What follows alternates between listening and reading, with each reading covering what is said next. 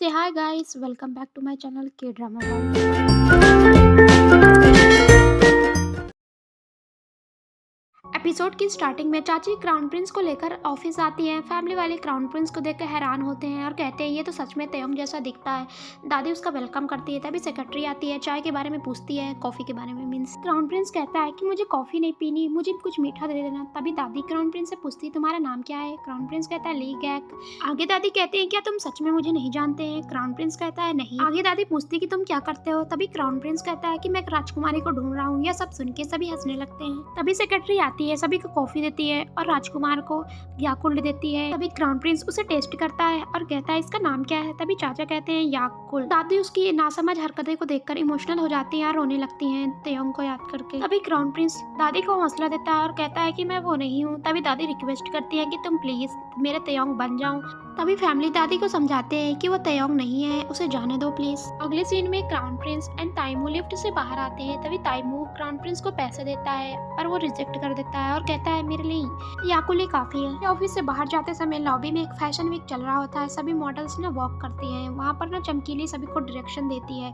तभी crown Prince चमकीली को देख लेता है और उसे अपनी राजकुमारी समझ लेता है। तभी क्राउन प्रिंस शो की परवाह किए बिना स्टेज पर चढ़ जाता है और राजकुमारी राजकुमारी चिल्लाने लगता है और जाकर ना चमकीली को जोर से हक कर लेता है। चमकीली गुस्से में दूसरी तरफ ढकेल देती है क्राउन प्रिंस के और एक जोरदार चपेड़ा भी मार देती है। तभी गार्ड आते हैं और उसे अपने साथ ले जाने लगते हैं। वह जोर जोर चिल्लाने लगता है राजकुमारी राजकुमारी। तभी हमें एक ऐसा ही सीन हमें जोसेन एरा के टाइम भी दिखाया गया था पहले एपिसोड में, जब वो जोर जोर चिल्ला रहा था, जब गार्ड उसे ऐसे ही पकड़े हुए थे और वो अपनी राजकुमारी को नहीं बचा सका। और यहीं पर तीसरे एपिसोड की एंडिंग हो जाती।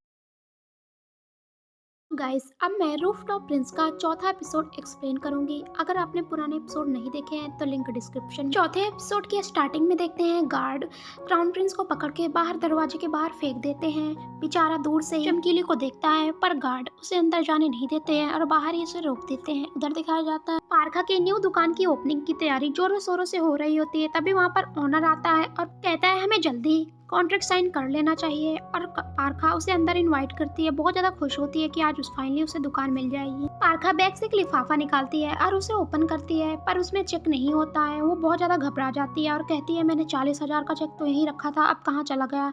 फिर वो बैग का सारा सामान बाहर निकालती है तब भी उसे चेक नहीं मिलता। बेचारी बहुत ज्यादा घबरा जाती है। फिर वो ओनर से कुछ और टाइम मांगती है पर ओनर जाने लगता है। तभी पारखा चमकीली को कॉल करती है। चमकीली कॉल को पिक नहीं करती। तभी हमें फ्लैशबैक में दिखाया जाता है चमकीली ने उसके बैग से 40,000 का चेक निकाल लिया था और उसे उसी वक्त फाड़ भी दिया था। प्रेजेंट टाइम में चमकीली ये सब करके बहुत ज्यादा खुश होती है।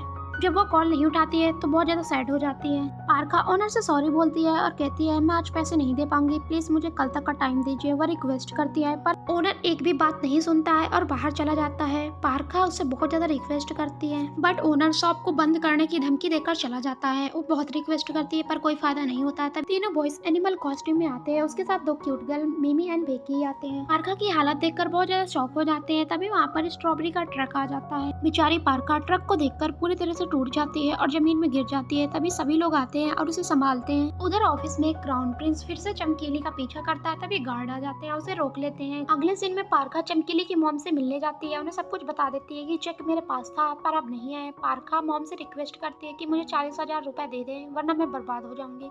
मॉम उसे साफ इनकार कर देती है। पारखा मॉम से कहती है कि मुझे 4 महीने बाद बैंक से पैसे मिल जाएंगे, मैं जल्दी वापस कर दूंगी, पर मॉम सीधा मना कर देती है। तभी बीच में चमकीली आती है और कहती है मुझे तुमसे कुछ बात करनी है और उसे अपने साथ ले जाती है। अगले दोनों को रेस्टोरेंट में दिखाया जाता है। तभी चमकीली कहती है, चमकीली पारखा को सुनाने लगती है, कहती मैंने तुम्हें मना किया था कि तुम मेरी मॉम से मत मिलना, फिर भी तुम मिल रही हो। मैंने उस दिन तुम्हें अच्छे से समझाया था, लगता है तुम भूल गई। पारखा कहती है मुझे याद है। चमकीली कहती है लगता तुम मेरी बातों को सीरियस नहीं लेती। पारखा कहती है मुझे मॉम से कुछ काम था इसलिए मैं आई थी। आगे पारखा कहती है अगर तुम मेरी कोई हेल्प नहीं कर सकती आई थिंक मुझे चले जाना चाहिए। फिर वो जाने लगती है। तभी वो रोकती है और कहती है मैं तुम्हें पैसे दूंगी पर एक शर्त है, तुम पैसे लेने के बाद जल्दी से जल्दी यहाँ से कहीं दूर चले जाओ जहाँ हम एक दूसरे को देख ना सके। आगे कहती है मुझे अपना जवाब कल तक दे देना। ये सब सुन के पारखा सैड हो जाती है और बाहर आती है और बारिश में भीगने लगती है। तभी उसे स्ट्रॉबेरी की याद आती है। फिर दौड़ के जाती है, स्ट्रॉबेरी को बारिश में भीगने से बचाती है और उसे पूरी तरह कवर कर देती है। उधर क्राउन प्रिंस ऑफिस के बाहर ठंड में कांप रहा होता है। फ्लैशबैक में दिखाया जाता है पारखा ने वादा किया था कि मैं तुम्हें लेने आऊंगी, पर वो नहीं आती।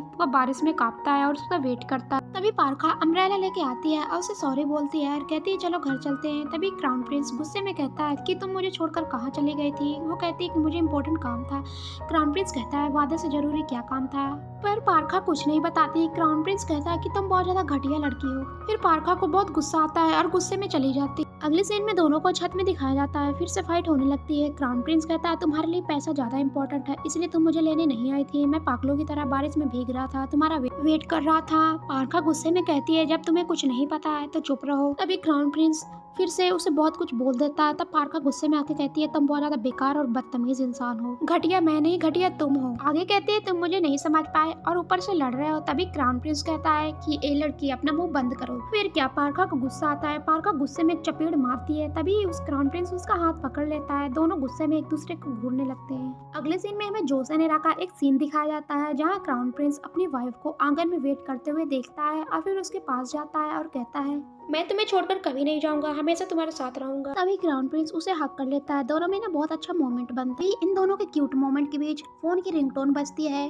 बीच में पारखा खड़ी होती है। वो कहती है जी सर कितने डब्बे हैं, मैं अभी आ रही हूँ। पारखा क्राउन प्रिंस से कहती है तुम यहाँ क्या कर रहे हो, इंसान बन जाओ इंसान, वरना बहुत पछताओगे। पारखा क्राउन प्रिंस से कहती है जल्दी चलो मेरे साथ डब्बे उठवाओ। वो कहता है मैं नहीं जाऊंगा।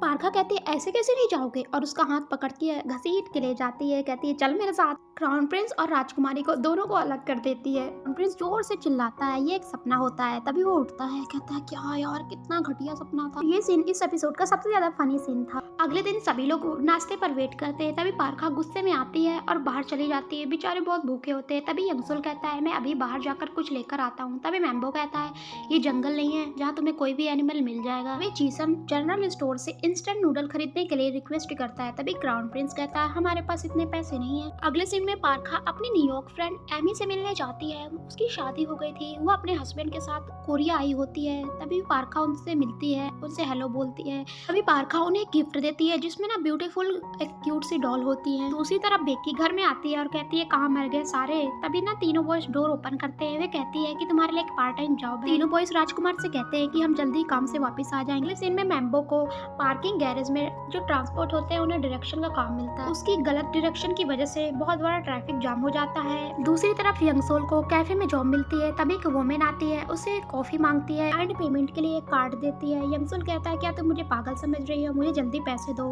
कस्टमर से ऐसे बिहेवियर करके उसे निकाल दिया जाता है। बेचारा ये भी फेल हो जाता है। दूसरी तरफ चीसन को गाड़ी साफ करने का काम मिलता है, पर वो गाड़ी ऐसे साफ करता है गाड़ी गाड़ी न रहकर कुछ और ही बन जाती है। I mean, गाड़ी को अच्छे से साफ नहीं करता है। बेचारे गाड़ी के अंदर के जो होते हैं इससे उन्हें अलग कर देता है। एंड में ये भी फेल हो जाता है। नेक्स्ट सीन में पारखा और उसकी फ्रेंड को दिखाते हैं। वह पारखा को एक बॉक्स देती है और कहती है मुझे लॉकर में ये बॉक्स मिला था। पारखा उसे थैंक यू बोल। अगले सीन में तीनों बॉयज क्राउन प्रिंस को जॉब का कारण बता देते हैं। क्राउन प्रिंस शॉक हो जाता है और कहता है कि तुम लोग जॉब सिर्फ पारखा के लिए पैसे कमाने के लिए कर रहे थे। बॉयज बताते हैं उसका कारोबार शुरू होने से पहले ही बर्बाद हो गया। क्राउन प्रिंस को सच का पता नहीं होता है। तभी क्राउन प्रिंस को एक रात पहले जो कुछ उसने बोला था उसके लिए बहुत ज्यादा अफसोस होता है। तभी दोनों क्यूट गर्ल फिर से आती हैं और कहती हैं कि तुम लोग अब कोरियन हो गए हो तो इसकी आदत डाल लो, मुफ्त की रोटी ना तोड़ो। तभी बेकी तीनों बॉयज को लेकर अपने साथ चली जाती है। तभी वहाँ पर मिमी क्राउन प्रिंस से कहती है तुम कोई काम क्यों नहीं करते, सिर्फ मुफ्त की रोटी तोड़ रहे हो। पारखा सारी रात रोती रही है, तुम्हें जरा सा भी अफसोस नहीं है। वो मिमी क्राउन प्रिंस को अच्छा खासा सुनाती है और फिर मुंह बना के चली जाती है।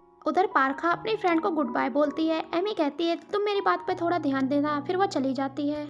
अगले सीन में पारखा बॉक्स को लेकर बस में बैठी होती है। तभी उसे चमकीली की बात याद आती है कि तुम पैसे लो और जल्दी से यहाँ से कहीं दूर चले जाओ। वह ये सब सोच के दुखी होती है। तभी उसे एमी की बातें याद आती है। एमी ने उसे अपने साथ रहने के लिए अमेरिका बुलाया होता है क्योंकि उसने एक न्यू रेस्टोरेंट खोला है और बहुत रिक्वेस्ट करती है कि तुम प्लीज मेरे साथ अमेरिका आ जाओ, हम लोग बहुत एंजॉय करेंगे। ये सब सोच सोच के वो बहुत ज्यादा परेशान हो जाती है। अगले सीन में बेकी तीनों बॉयज को एक अजीब सा डांस सिखाती है। दूर से क्राउन प्रिंस उन्हें कॉपी करता है। ये कैसा डांस है मुझे तो नहीं पता।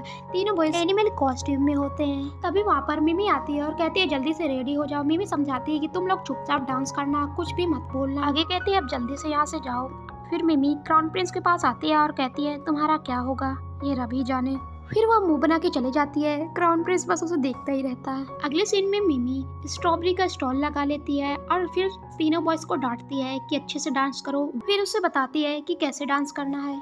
तभी वहाँ पर एक पांडा आता है जो कि हमारा क्राउन प्रिंस होता है और उन्हें ज्वाइन करता है। मिमी कहती है शुक्र है तुम आ गई, क्योंकि उसे लगता है ये बेकी है, और कहती है इन तीनों बॉयज को कुछ नहीं आता, प्लीज तुम जाओ और कुछ सिखाओ। फिर पांडा आता है और तीनों को ज्वाइन करता है। फिर वह एक ऐसा डांस करता है जिसे देखकर ऐसा लगता है कि उसके अंदर माइकल जैक्सन की आत्मा आ गई हो। उसका डांस देखकर सभी कस्टमर अट्रैक्ट होने लगते हैं शॉप की तरफ, सभी कस्टमर आने लगते हैं और उनकी स्ट्रॉबेरी की सेल हो जाती है। सब आसपास के सभी बच्चे पांडे को देखकर बहुत ज्यादा खुश हो जाते हैं। सभी के पेरेंट्स ना स्ट्रॉबेरी खरीदने लगते हैं, उनकी बहुत अच्छी सेल हो जाती है। नेक्स्ट सीन में दादी को दिखाते हैं जो आज के शो की मॉडल को लेकर वरीड होती हैं। आज एक वेडिंग की शूटिंग होती है। नॉन प्रोफेशनल मॉडल को यूज करने से कहीं उनके प्रोडक्ट को नुकसान हो जाए, इसलिए बहुत ज्यादा वरीड होती हैं। तभी वहाँ पर चमकीली ताइमू सजेशन देता है कि हम अपनी कंपनी के लिए कंपनी की लड़की को यूज करना चाहिए एज ए मॉडल। दादी कहती है कौन सी लड़की वेडिंग ड्रेस पहनेगी। तभी ताइमू चमकीली को सजेशन देता है। तभी दादी चमकीली से कहती है तुम वेडिंग का ड्रेस पहन रही हो तो शादी भी कर ही लो। चमकीली कहती है मेरी उम्र नहीं है शादी की। तो दादी कहती है तो क्या मेरी उम्र है।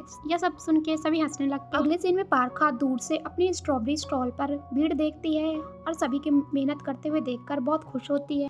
तभी पारखा मिमी के पास आती है और कहती है तुम्हें मेरी वजह से बहुत मेहनत करनी पड़ रही है। तभी मिमी कहती है ये सब मैंने नहीं किया है, ये सब बेकी का प्लान है। वो जो सामने पांडा दिख रहा है वो बेकी है, बट उसके अंदर तो क्राउन प्रिंस होता है। तभी क्राउन प्रिंस पांडा के कॉस्ट्यूम में रह रह के ना थक जाता है, फिर वो जोर से जमीन में गिरता है। सभी लोग ना उसके पास आते हैं। पारखा कहती है क्या तुम ठीक हो।